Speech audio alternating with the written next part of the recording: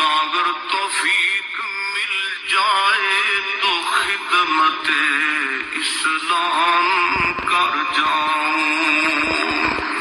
اور یہ تمنا ہے کہ تعلیم قرآن عام ہو جائے، مولا یہ تمنا ہے کہ تعلیم قرآن عام ہو جائے، تمام پرچموں سے اونچا پرچم اسلام ہو جائے۔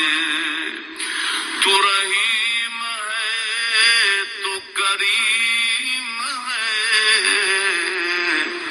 مولا تیری ذات سب سے عظیم ہے، تو کرم اپنا عطا ہمیں، تیرے کرم پہ مولا یقین ہے۔ آپ کو پٹ ہی نہیں کیا گیا وہاں، تو آپ تو امت مرومہ ہیں، آپ پہ تو پہلے دن سے یہ رحم ہو چکا ہے کہ آپ کو بڑی آزمائش میں ڈالا ہی نہیں گیا۔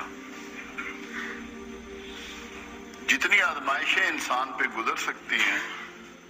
قرآن نے ان سب کا ذکر کیا کہ میں تمہیں آزماؤں گا مال کے نقصان سے، میں تمہیں آزماؤں گا خوف سے، میں تمہیں آزماؤں گا عزت کے خوف سے، عزت کے نقصان سے، میں تمہیں آزماؤں گا تمہاری اولاد کے نقصان سے، میں تمہیں آزماؤں گا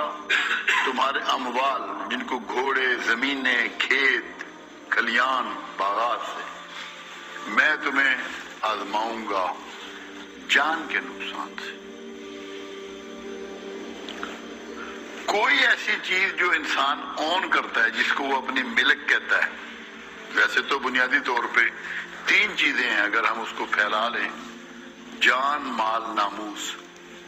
یہ 3 چیزیں ہیں جو بنیادی طور پہ کسی انسان کی ملک ہے، اس کی ملکیت ہے۔ ان تینوں سے وہ آپ کو آزماتا ہے، تینوں دیتا ہے، تینوں چھین لیتا ہے،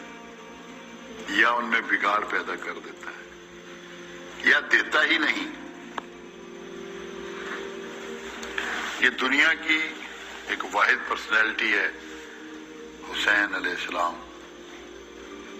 جس کو تمام آزمائشیں ایک ہی سورج کے اندر پوری کروائی گئی، ایک ہی دن کے اندر، واحد پرسنالٹی۔ ورنہ انبیاء پہ، عظیم لوگوں پہ، بہت سے شہداء پہ یہ آزمائشیں گزری، کسی پہ کبھی ایک، کسی پہ کبھی دوسری، کبھی تیسری، مگر کائنات کی واحد پرسنالٹی ہے، اسی لیے اس کو عظیم شہید کہا جاتا ہے کہ اس پہ یہ ساری آزمائشیں جن کو قرآن نے مینشن کیا ایک دن میں گزری، صرف ایک دن میں۔ یہ نہیں ہوا کہ وہ 2 مہینے میں، 3 مہینے میں، 10 دن میں، نہ، within a day۔ اسی لیے ان کو عظیم ترین انسان، عظیم ترین شہید۔ تو یہ اللہ کا احسان ہے کہ ہم لوگ رحمت للعالمین کی وجہ سے محفوظ ہیں اس بات سے کہ ہمیں اس طرح نہیں آزمایا جا رہا۔